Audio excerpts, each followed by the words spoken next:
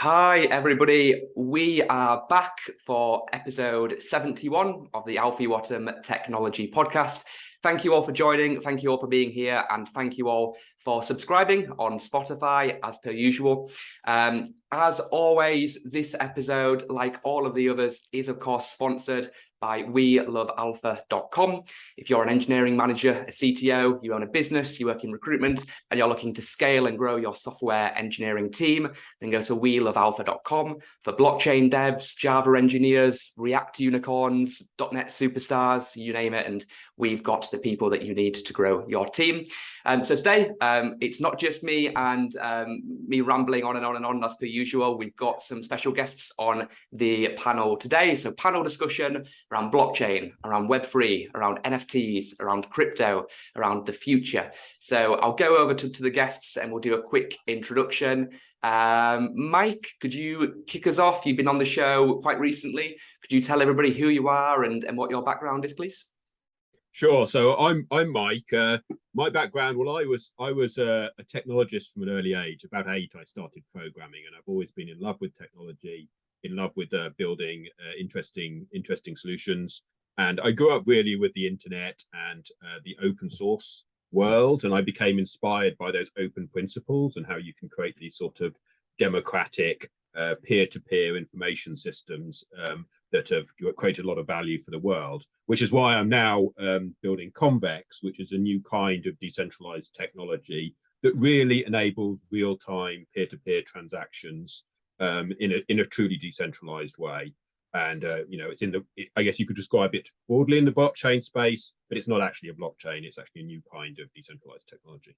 Awesome. Thank you, man. And I'd encourage everybody to go back and watch our episode a week or two ago where we analysed what was happening in the world of blockchain in the news, in crypto, and get everybody's insights on there. Just search Mike Anderson on Spotify to find that episode.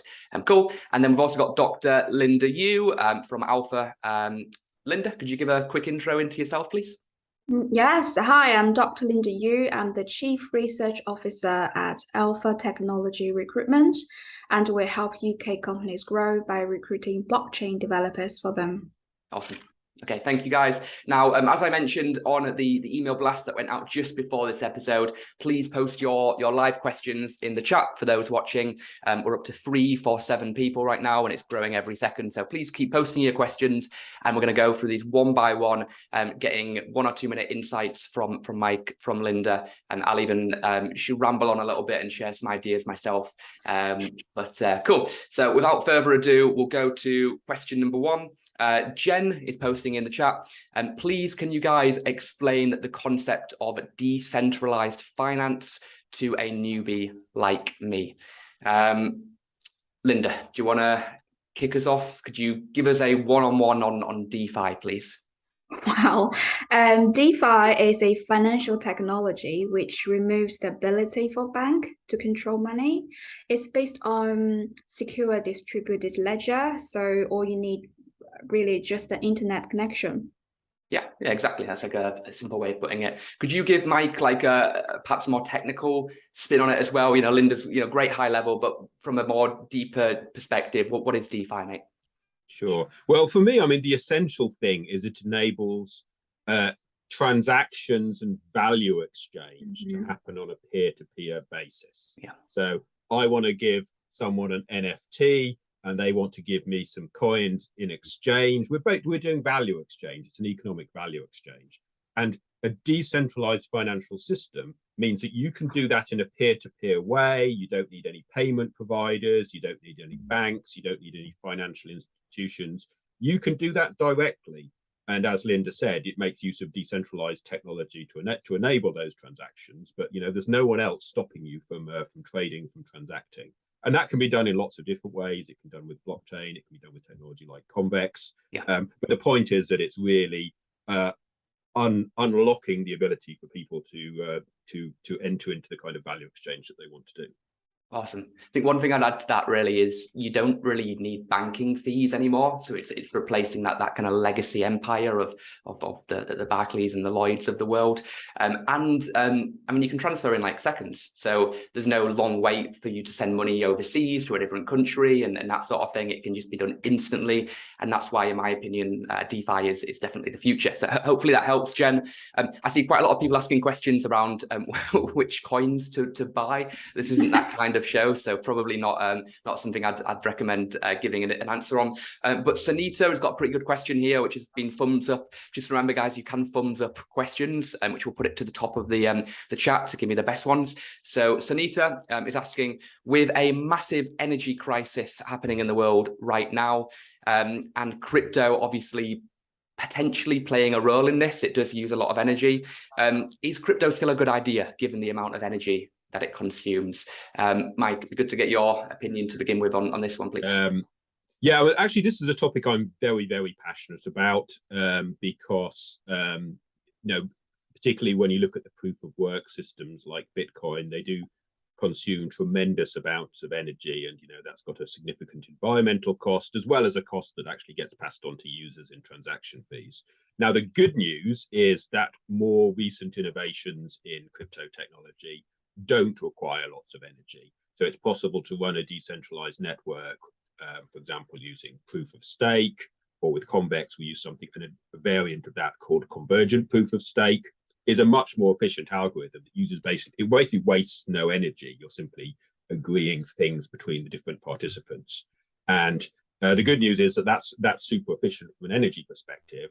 And actually, I think that's a huge win, because what that enables you to do is decentralized transactions where you're not paying all of the costs of having, banks and all of the infrastructure involved with the financial system supporting those transactions. So it should make things cheaper and more efficient from an environmental perspective. Okay. I don't want to go too long, but there's a second aspect to this, which is we can build digital assets, for example, coins that represent carbon credits, that can be tools as well to help with the environmental and ecological crisis. So there's a lot of innovation and to be done in that space. So decentralized carbon finance, for example, is a very interesting space. Awesome, man. Hopefully that helps Sanita give some insights. Linda, what about from your perspective? Do you think crypto is still a good idea, given what's happening in the world right now with energy?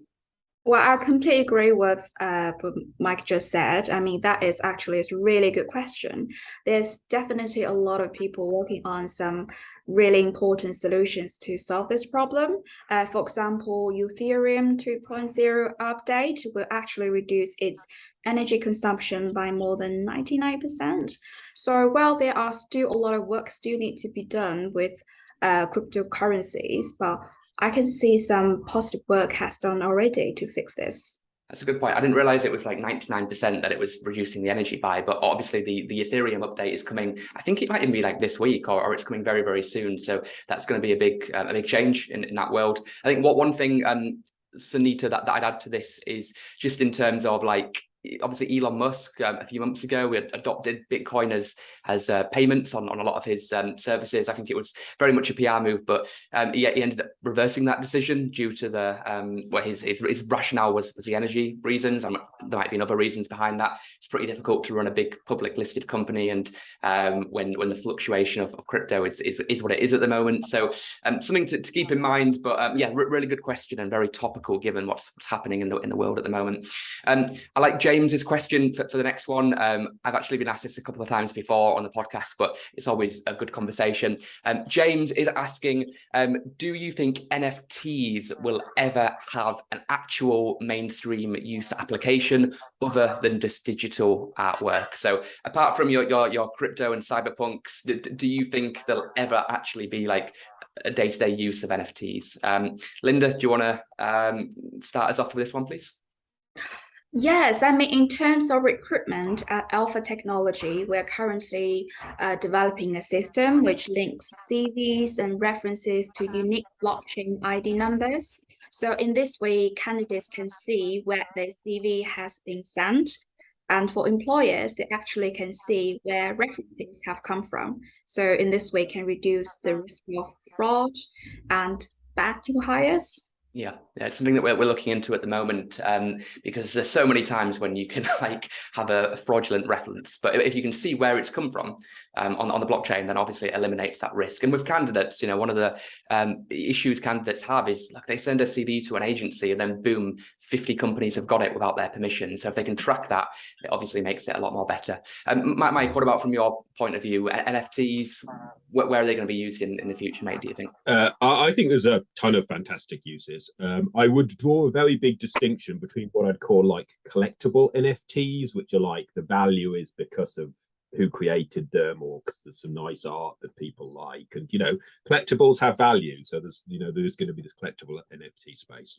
I think what's to me is more interesting is functional NFTs, where the NFTs embed some kind of functionality which people value and find useful. Let me give you an example. You could have a board membership NFT, where the NFT was given to the members of a board of a publicly listed company, and the possession of that that NFT lets you vote in board resolutions.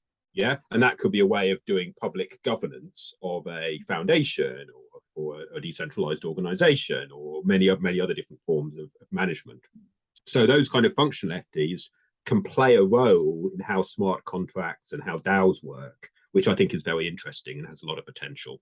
And there's also more commercial potential uses of NFTs like memberships. If you're a member of a club, your holding of the NFT represents your membership, and then that's tradable. You could sell it to someone else, etc. Yeah. Well, one thing I'd add to that is something I'm super excited for, and that's digital assets in the metaverse.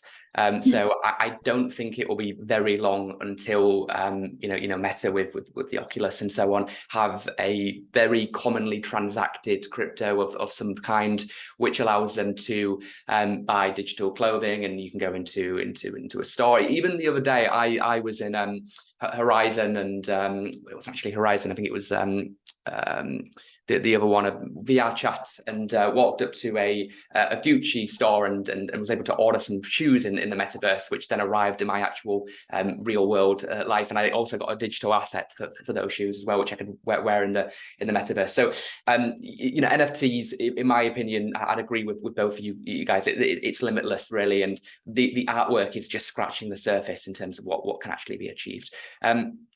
I like the next question from Kabir. I'm going to pick this one, given that we're talking about the metaverse.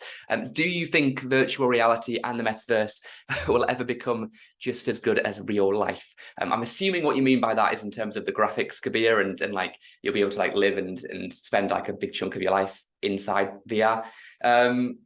What do you think, Mike, to begin with? What's like, do you think we're going to be living in VR? What's your opinion? I think the possibility is there. If when you look at basically, it's just an information problem. Yeah, you get the right information into your brain is just all of your senses, your vision, your feeling, your taste, your touch is just information. And likewise, your actions, the nerve signals you send out are just information. So assuming we have sufficiently good interfacing technology, we've pretty much got it solved already. Yeah, the problem is the human to brain and human to nervous system interfaces that will be needed to make that practical. Now, I'm sure people will do that. It's a few years off, but it will happen. Now, will everyone do that? Because it may be very invasive in your body to have a bunch of neural interfaces embedded.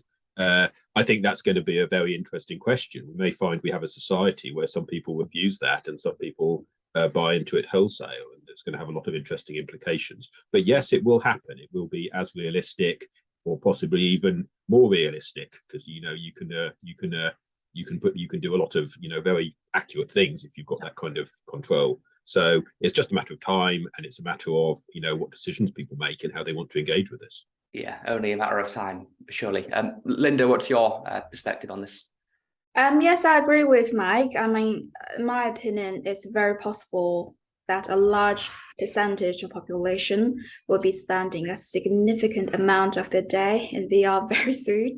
So Meta is releasing their new headset in a few months, and Apple is working on a mixed reality device as well. So I'm not sure whether this will ever completely replace real life, but with VR gloves and haptic feedback suits and 360-degree treadmills, I think it might get really, really close to this. Yeah, Like Apple's mixed reality device. It's a good point, Linda. Like Apple doesn't release anything half-baked. When they release something, it's usually pretty good. So when that comes out, and it's been in development for a long time, I've spoken to insiders from Apple on the podcast about that before. They like the mass adoption of AR for me is the gateway to VR, because if you have simple glasses like this, and Meta has released Ray-Ban Stories, for example, which allows you to tap and record and instantly get something on your Instagram Reels or on your Facebook. Once you have glasses which have a lens like Google Glass, where you can see directions on maps, text messages popping up, that is the entryway into the early stage of VR, in my opinion. And as VR gets better and better, and AR bridges that gap, and that's when real life and the metaverse, it becomes a little bit blurry in terms of what's probably going to happen. Question from we'll go to Tom's next. We'll go to Pretty's first, because it came up first in the chat. So Pretty's working at the moment as a Java software developer, but wants to get into blockchain and Web3 development. Which technologies would you recommend she starts to learn? Linda, what do you think? What would be your advice to Pretty? I mean, it really depends, because you still can be a Java software developer and work in Web3 if your employer is involved in blockchain type projects. Yeah. So you could try and get a position with a company involved in DeFi, crypto and metaverse and so on. But in terms of coding technology, I mean, please to do some research into Solidity, because we are starting to see this become quite popular right now. We're getting a lot of requests at the moment for Solidity developers. It's just becoming more and more common. It's almost becoming its own market in many respects. What about from your perspective, Mike? So, I mean, I think Java is actually a great skill set to have. Yeah. I mean, there are crypto projects, and including Convex actually uses Java for a large amount of its core technology. And Java is also very widely used in the enterprise. So if you actually think about how these systems will evolve, and as enterprises start to work with blockchain technology, a Java skill set is going to be extremely valuable. So I think that should be no impediment to getting into the blockchain space. I would also say that, in my experience, and I've worked with many different languages and many tools, I mean, it's not so much about the language, it's about how you think and how you think about the problem solving and how you design good solutions and how you build good solutions. And those principles and those skills are pretty much independent of the language. So I wouldn't bother about it too much, just focus on finding something that excites you, a project that you're passionate about, and making the most of the skills you already have. Yeah, you're an open source guy, aren't you, Mike? That's kind of yes, yeah, I'm very much open source, and very, a lot of the work I've done is in the Java closure kind of world. Yeah. So if as an expert in this area, if that's what you're saying, then Pretty, you're not doing that much wrong. You just perhaps need to double down a little bit more into that way of thinking, as Mike and Linda said. Another thing that I'd recommend is, I have no affiliation to these, but like Code Academy and Coursera and edX, they've all got like great courses, many of them probably for free in this area. So just have a Google, have a look around. There'll be stuff in those areas as well. Okay, Tom, go to you next, mate. So please excuse the basic question, Alfie, but can you guys explain what a blockchain wallet is, please? Okay, nice and simple. Mike, do you want to tell us what a blockchain wallet is, please? So, I mean, fundamentally, a wallet can come in many different forms, but the fundamental thing is it is the thing in which you contain your keys. Yeah. And your keys are what are necessary to be able to interact with a decentralized network. So you have to use your private key in order to make a digital signature. And without that signature, the networks are not going to do what you say. And to access your funds, you're going to need that signature. So the wallet is basically the thing that keeps your keys safe and enables you to sign things so that you can work with a decentralized system. Cool. Linda, could you give your 2 cents on that as well, please? Yeah, to continue what Mike's just explained, I mean, this is basically where you would store your cryptocurrency coins. So you have a public key, so others can transfer crypto to your wallets. And also you have a private key, so you can safely access to your digital assets. So it's Two Yeah. types of teas. Also, another point worth mentioning is kind of like the difference between like a warm and a cold wallet, probably, Tom. So cold wallets are like a safer way of doing it, keeping it offline, keeping it on hardware, so it can't be hacked. Like it still could be, but a lot harder to. They have to physically, get to you. Whereas a one wallet it's online. You can transfer the assets of the crypto, but it can be hacked obviously as well. So a lot more risky in that respect. Cool. We'll go to Jeremiah. I think I'm pronouncing that right. Jeremiah. Apart from banking, what other industries could benefit from blockchain technology? Linda, do you want to kick us off on this one, please? That's a good question. The applications are absolutely limited, in my opinion. For example, currently we're working with a logistic company who are using blockchain to track their supply chain. And also we're working with a property agency who are using smart contracts to sell their property. So blockchain is not just about crypto. It really does have the power to interrupt so many different markets and sectors, I think. Yeah, that's like the common misconception, right? Like everyone's like, it's just crypto, it's just banking, it's just finance, but it's obviously the use cases, as we've talked about before, are so much more than that. Mike, could you give us some other sectors, some other industries that blockchain could revolutionize? I know it's limitless, but I agree it's limitless. I mean, this reminds me of the early days of the internet, and people were going, well, what's this internet good for? What can I do on the internet? Yeah. And well, what do you want to do? Yeah, it is going to be limitless. And back to the point I was making earlier, ultimately this is what enables peer-to-peer exchange of value and of information. And it's a new kind of way of doing those things. So anywhere where you exchange either information or things of value is fair game for this space, which is 99.999% of the global economy, I'd have thought. So yeah, it is limitless. And specific examples that I'm sort of excited about, they do include things like gaming, metaverse, having sort of in-game currencies is super exciting.